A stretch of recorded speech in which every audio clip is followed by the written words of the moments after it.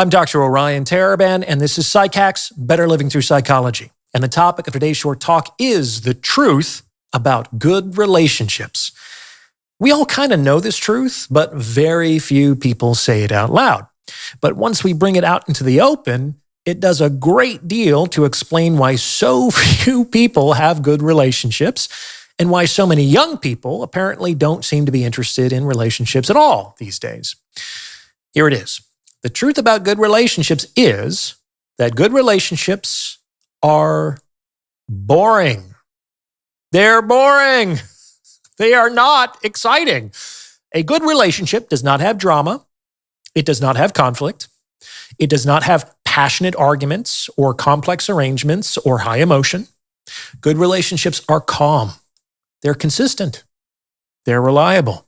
They run smoothly. And the smoother they run, the less you even notice them. Like nothing attracts attention like a problem, which is a big part of why so many people create them in their relationships. Listen closely.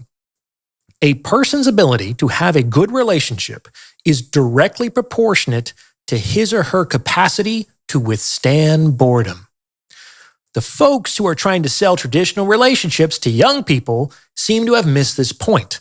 Yes, there is something fulfilling and satisfying about a good relationship, but you need emotional maturity to be able to experience it. Emotional maturity is what transforms boredom into peace.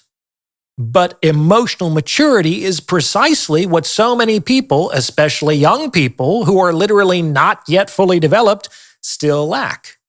Without that maturity, the boredom of a good relationship becomes insufferable. No novelty, no excitement, no surprises, indefinitely.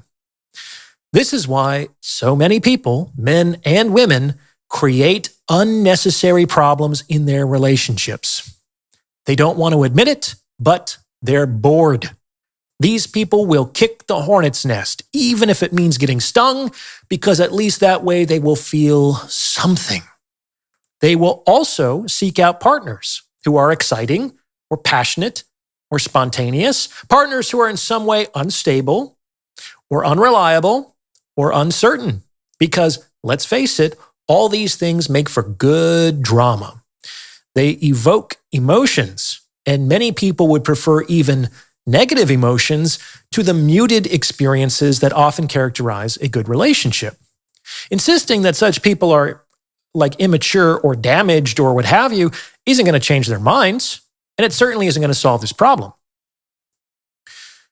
There's this great movie by Yasujiro Ozu, one of my all-time favorite directors. It's not one of his better-known films.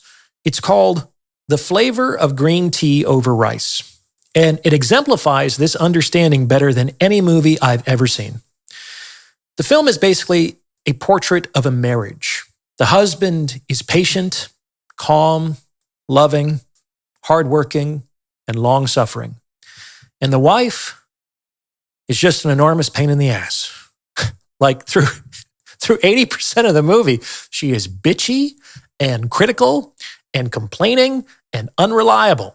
She lies to her husband and talks badly about him behind his back until her own girlfriends can't take it anymore and call her out for her shitty behavior. Now, what Ozu gets right, but doesn't really call attention to, is the fact that the husband's consistent reliability enables the wife to act like a petulant brat. This is because consistent reliability is boring. And many women, like the wife in Ozu's film, find boredom to be intolerable. Trust me, if women found decency and tranquility sexy, the world would look like a very different place. However, these traits do not evoke strong emotional responses, and consistent reliability is often taken for granted precisely because its performance is invisible and thus harder to see. It takes emotional maturity to be able to appreciate these things, and that is precisely what the young wife lacks through most of the film. If you appreciate the insights on this channel, I would highly encourage you to get your hands on a copy of my book, The Value of Others. Over the course of 432 pages, I delve deep into my economic model of relationships and explain the behavior of both men and women in the game of mating and dating. I also provide a lot of actionable advice on how to get and keep more of what you want in the sexual marketplace. Once you read The Value of Others, you'll never look at relationships the same way again. Now available in ebook, audiobook, and paperback formats. The links are in the description. Back to the film. Eventually, the criticism of her friends, as well as the threat of loss, represented by her husband's departure on an unexpected business trip, bring the wife to her senses. She does some soul-searching, realizes that she's been a miserable crank, and begs her husband's forgiveness. What follows is the best scene in the movie.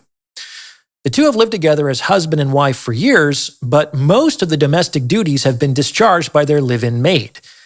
Not wanting to wake her up, the two enter into the kitchen, the heart of domesticity, for the first time to prepare a midnight snack.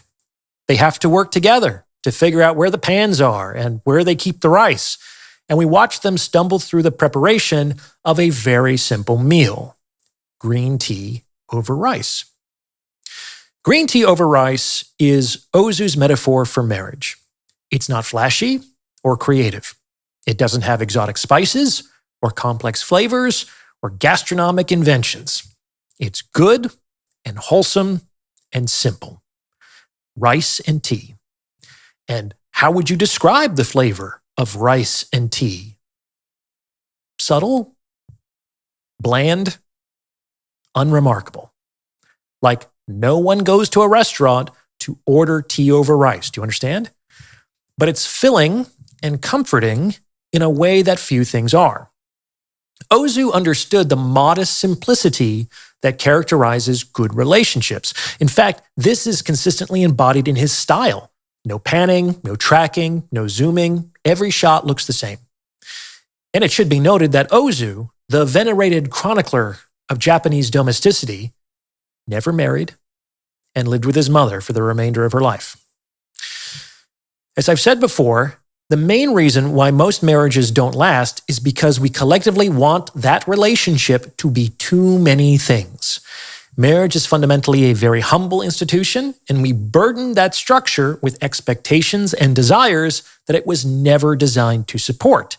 It is simple and unpretentious, like tea over rice.